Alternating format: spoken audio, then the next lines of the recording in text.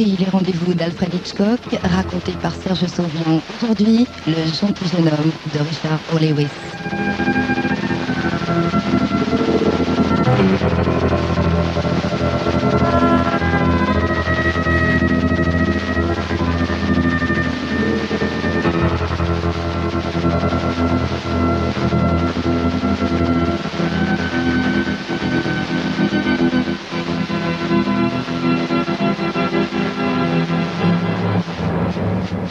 C'est la 4e porte de bar que le vieux Freddy pousse. Et personne ne lui a encore offert un verre, ni même simplement adressé la parole. Pourtant, on est vendredi, c'est jour de paye. Mais qu'est-ce qu'ils ont tous à être aussi radins? Le jeune homme qui vient d'entrer balaie la salle du regard de droite à gauche et de gauche à droite, lentement, avant de venir s'installer sur le tabouret juste à côté de lui. Ce bar va me porter chance, pense Freddy. Je parierais qu'il y a quelque chose à tirer de ce gars-là. C'est ma tournée, lance le jeune homme à l'intention de Freddy. Qu'est-ce que vous prenez, monsieur? C'est que j'allais partir, hein. Je dis pas, hein, un petit whisky pour la route, ça peut que me faire du bien, hein. Et puis c'est si gentiment proposé que je vois pas vraiment comment je pourrais refuser. Le jeune homme porte un jean tout neuf, une veste de sport et un col roulé. Il a une petite moustache et sa tignasse blonde n'a pas vu le coiffeur depuis très longtemps. Freddy remarque la superbe montre du jeune homme, le portefeuille en croco qu'il a sorti de la poche intérieure de sa veste et le billet de $20 qu'il a posé sur le comptoir. Freddy s'en voudrait de laisser filer ce type alors qu'il sent qu'il pourrait devenir copain. Oui, enfin, encore faut-il qu'il parvienne à l'intéresser sans bourse déliée. Vous me croirez peut-être pas, monsieur, mais dans le temps, j'étais sur les planches, et oui, j'avais des admirateurs et surtout des admiratrices. Vraiment? Fait le jeune homme. Oui.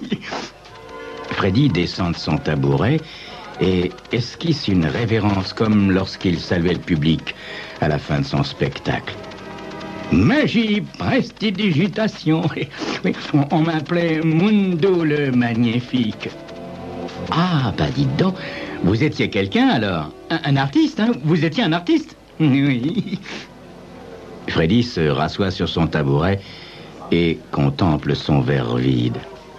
Oui, j'étais un artiste. Hélas, les temps ont changé, hein. Les gens n'apprécient plus ce genre de divertissement, vous voyez.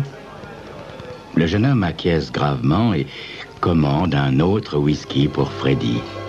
Puis, en souriant, il dit « Figurez-vous, monsieur, que moi aussi, je suis magicien à mes heures. Non, mais pas un professionnel comme vous, bien sûr, mais j'ai appris quelques tours pour amuser mes amis. Mais j'y pense. Vous pourriez peut-être me donner quelques conseils pour améliorer ma technique. » « Oui, oh, ma main droite, dit Freddy en la posant à plat sur le comptoir, côté paume. Il y avait un accident.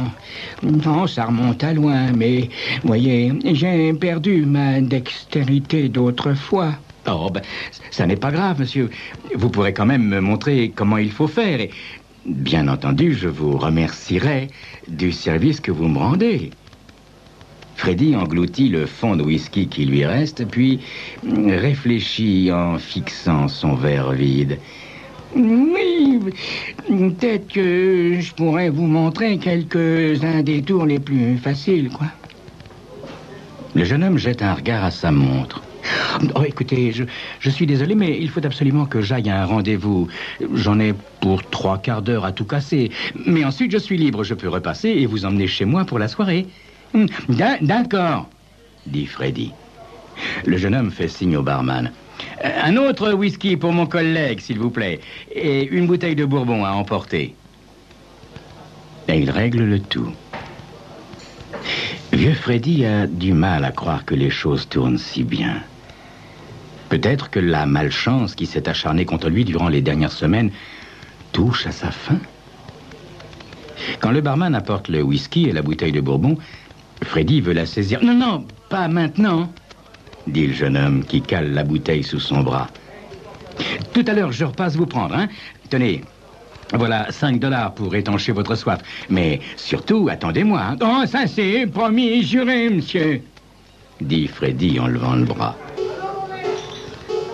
Après le départ du jeune homme, Freddy ramasse les billets et les range soigneusement dans une poche de sa veste. Puis, son verre à la main, il se dirige vers une petite table à l'extrémité de la salle. Il s'assoit, jette un coup d'œil à la pendule. 10 heures. Alors, il commence à lentement, très lentement, siroter son whisky. De deux choses l'une. Soit ce Blanc-bec revient et j'aurai une pleine bouteille pour m'occuper, soit il manque à sa promesse et les 5 $ qu'il m'a laissés pourront servir à acheter quelques bières et éventuellement à m'assurer un casse-croûte pour ce soir. Au bout d'un moment, Freddy sort quelques pièces de sa poche, les cache entre ses doigts raides, les fait apparaître, les fait disparaître, puis les cueille à nouveau dans l'air. Oui, c'est l'un des rares tours qu'il réussit encore à la perfection. Sa main abîmée n'a plus la moindre habileté pour les exécuter, mais il a l'impression qu'il pourra faire illusion, au moins pour un soir. Mais s'il revenait pas, ce Blanc-bec, hein? Il est 10h40. Il aurait pu être là quelques minutes à l'avance. Ouais, si ça se trouve, il m'a posé un lapin, mais... Ah non, non, allez, je broie toujours du noir pour rien. C'est un gentil jeune homme à tous les coups. C'est un courtier en assurance et il voit ses clients le soir quand ils sont rentrés de leur travail. Il va pas tarder. Sûrement qu'il est pris dans les embouteillages de sortie des spectacles. Il y a vraiment aucune raison qu'il tienne pas sa promesse. Je suis sûr qu'il va revenir. Quand les aiguilles de la pendule marquent 10h50, Freddy tente une dernière fois de tirer quelques gouttes de whisky de son verre depuis longtemps vide. Il se lève, va au lavabo, puis quitte le bar. Dehors, un petit vent printanier rafraîchit l'atmosphère lourde qui règne avant que l'orage éclate. Freddy décide d'accorder encore quelques minutes d'attente au jeune homme et s'assoit sur le bord d'un bac à fleurs. Il fixe le bout de la rue en sens unique. Mais enfin, ce qui va arriver, ou est-ce que je me suis fait blouser par ce petit prétentieux? Soudain, un coup de klaxon le tire de ses pensées. Il tourne la tête. « Eh oh !» l'appelle le jeune homme à travers la fenêtre de sa voiture. « Vous montez ?»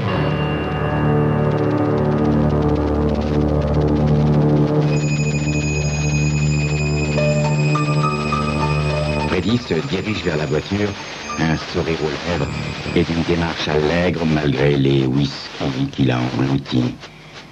Le jeune homme est enfin de retour. Que va-t-il se passer maintenant? C'est ce que vous saurez dans quelques instants.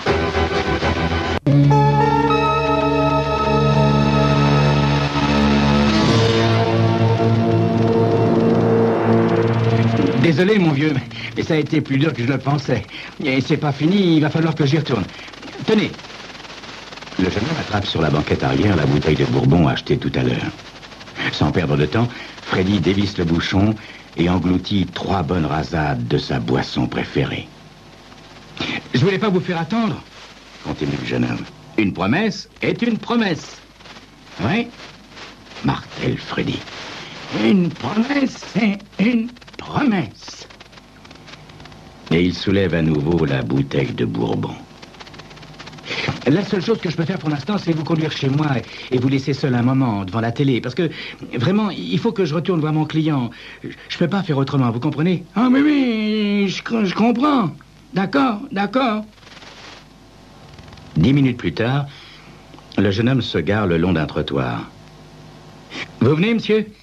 Mon appartement est juste à 100 mètres d'ici.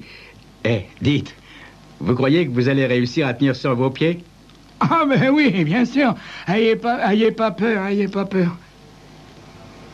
Freddy ouvre la portière Et à la seconde tentative, il parvient à s'extirper de la voiture et à se mettre debout. Il enfourne la bouteille dans la poche intérieure de son pardessus et emboîte le pas du jeune homme. Vous ne faites pas de soucis, allez. Je suis frais comme un gamin gardon. Dans sa candeur naïve, Freddy pensait que le jeune homme habitait un quartier chic, alors qu'en fait, ils ne sont qu'à 500 mètres à peine de ce qu'il est convenu d'appeler la zone, et que son logement à lui n'est qu'à un pâté de maison de là. Bientôt, le jeune homme s'arrête, et ils pénètrent tous deux sous un porche. Il longe un mur couvert d'innombrables boîtes aux lettres en fer blanc, plus ou moins déglinguées. Puis, le jeune homme s'engage dans un escalier étroit. Freddy veut le suivre, mais en levant le pied droit pour gravir la première marche, il perd l'équilibre et se rattrape de justesse au jeune homme qui manque de tomber à son tour. Il y a pas de mal, monsieur. Vous inquiétez pas, je vous suis. Ça va aller maintenant, vous cassez pas la tête. Le jeune homme ouvre la seconde porte sur le côté droit d'un couloir mal éclairé, passe la main à l'intérieur et allume. D'un regard rapide, Freddy inspecte la pièce. Une porte fermée indique qu'il y a une autre pièce, la chambre sans doute, tandis que de l'autre côté, un renfoncement est occupé par une petite cuisine. Il serait difficile de reconnaître une quelconque valeur ou un peu de caractère à l'ameublement. Par contre, l'odeur de la cire et les quelques plantes vertes en bonne santé attestent qu'il y a une présence féminine dans cet appartement. Ça n'est pas luxueux, évidemment, mais quand j'aurai signé cette affaire, je pourrai enfin acheter de nouveaux meubles. Le jeune homme montre la porte fermée. Il va falloir que vous ne fassiez pas de bruit parce que je ne voudrais pas réveiller ma femme. Vous comprenez? Mais bien sûr que je comprends tout à fait. Ne vous inquiétez pas, hein? Freddy dit cela en lui adressant un clin d'œil significatif. Puis, il sort la bouteille de sa poche et s'affale dans un fauteuil. Le jeune homme jette un coup d'œil à sa montre. Oh, je déteste avoir à courir comme ça, mais les affaires sont les affaires, n'est-ce pas? Je serai revenu d'ici une petite heure, le temps d'obtenir la signature de mon client, et je serai là. Sur le seuil de la porte, il s'arrête. Mettez-vous à votre aise et ne vous faites pas de soucis. Vous serez bien payé pour le temps que vous me consacrez. Une fois que le jeune homme s'est installé dans sa voiture, en toute sécurité, il arrache la moustache de ses lèvres, enlève la perruque blonde et les enfourne dans la boîte à gants. Il prend une profonde inspiration et laisse échapper un soupir de soulagement en mettant le moteur en marche. Son aventure avec Émilie n'a été au début qu'une agréable diversion à son mariage devenu monotone. L'ennui, c'est que cette fille, Émilie, n'a pas tardé à se révéler sotte et cupide, et que ses caprices et ses récriminations lui sont devenues insupportables. En effet, Émilie exigeait un appartement, des toilettes, de l'argent, faute de quoi elle irait tout raconter à sa femme. « Tu n'es qu'un raté !» lui disait-elle sans arrêt. Voilà tout ce qu'il devait subir depuis des mois. Voilà ce qu'il ne pouvait plus supporter. Maintenant, après avoir trouvé le vieux pochard et après avoir imaginé un moyen de le faire attendre au bar, il a la possibilité de faire taire une fois pour toutes les menaces et les perpétuelles récriminations de cette fille. Et son temps a parfaitement été calculé. Dora, la fille qui partage le petit appartement avec Émilie, va rentrer de son travail dans un quart d'heure environ. Quand elle trouvera le vieil ivrogne dans la salle de séjour et découvrira le corps inerte d'Émilie sur son lit, c'est là que la police interviendra. Même si le vieux débris bafouille quelque chose à propos d'un homme dont les cheveux sont blonds et qui porte une petite moustache, la description ne mènera nulle part. Pour un individu si proche de l'état de clochardise, il vaut encore mieux être en prison que de continuer à traîner les rues pour le restant de ses jours, se dit le bon jeune homme. Une fois seul, Freddy attend jusqu'à ce que le bruit des pas dans l'escalier se soit éteint. Puis, il place la bouteille de whisky sur une petite table près de la chaise, se lève vivement et marche doucement vers la porte fermée sur le côté de la pièce. Il tourne le bouton silencieusement et pousse la porte pour l'entrouvrir légèrement. La lumière qui vient de derrière lui pénètre dans la petite chambre. Oh, bon sang! C'est une sacrée belle plante. Et on dirait qu'il a du goût, ce jeune homme, mine de rien. Elle est jolie, cette fille. Dit Freddy en apercevant la jeune femme étendue sur le lit et, semble-t-il, plongée dans un profond sommeil.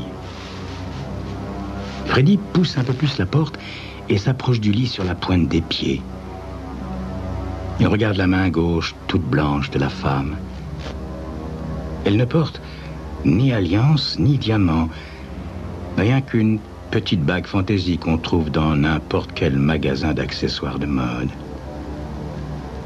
Un rapide coup d'œil circulaire lui permet de vérifier qu'il n'y a aucun objet de valeur non plus dans la chambre.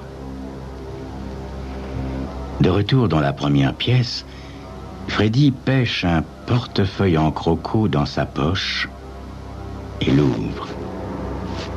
Un petit sifflement s'échappe de ses lèvres minces, tandis que les doigts raides de sa main droite palpent une respectable liasse de billets.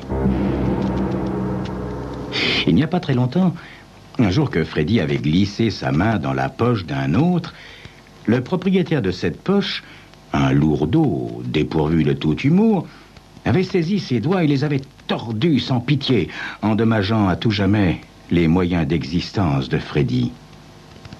Pourtant, même avec des doigts abîmés, il a été assez facile à Freddy d'extraire le portefeuille de la poche intérieure du jeune homme quand il a feint de perdre l'équilibre dans l'escalier. Dès qu'il a engagé la conversation avec le jeune homme dans le bar, il a repéré son portefeuille et il a espéré que l'occasion de le récupérer s'offrirait à lui. Freddy enfonce rapidement le portefeuille en croco dans la profonde sécurité de sa poche, reprend la bouteille sur la table et la cale soigneusement sous son bras. Il sort de l'appartement, referme la porte tout doucement et s'engage vers l'escalier. Mais là, soudain, il s'arrête. Allons, Freddy. Ce jeune homme s'est montré très gentil avec toi. Il t'a rincé le gosier généreusement. Et c'est pas tous les jours qu'on voit ça, hein? Et puis, pas n'importe quoi, hein? Du bon whisky, s'il vous plaît. Plus la bouteille achetée exprès, et puis il a proposé de te payer pour des leçons de magie. Vraiment, Freddy, ce jeune homme mérite pas que tu te montres ingrat. Hein? Allez, mon garçon, un bon geste. Freddy remonte les quelques marches qu'il sépare de l'appartement, ouvre la serrure avec son passe-partout, sort le portefeuille en croco de sa poche, prend les billets de banque, mais laisse les cartes de crédit, le passeport et les autres papiers personnels. Puis, il essuie le portefeuille contre son revers de manche et le pousse du pied vers le seuil de la chambre. Dans 20 minutes environ, Dora, la fille qui partage l'appartement avec Emily, rentrera de son travail. Elle trouvera bien évidemment le corps inerte d'Emily et le portefeuille du jeune homme. Aussitôt, bien évidemment, elle alertera la police. Mais ça, Freddy l'ignore. Il ne sait qu'une chose, Freddy. Le jeune homme a été bien bon avec lui. Et Freddy le lui a bien rendu. C'était Crime Story, les rendez-vous d'Alfred Hitchcock, racontés par Serge Sauvion. Aujourd'hui, Le gentil jeune homme de Richard O. Lewis.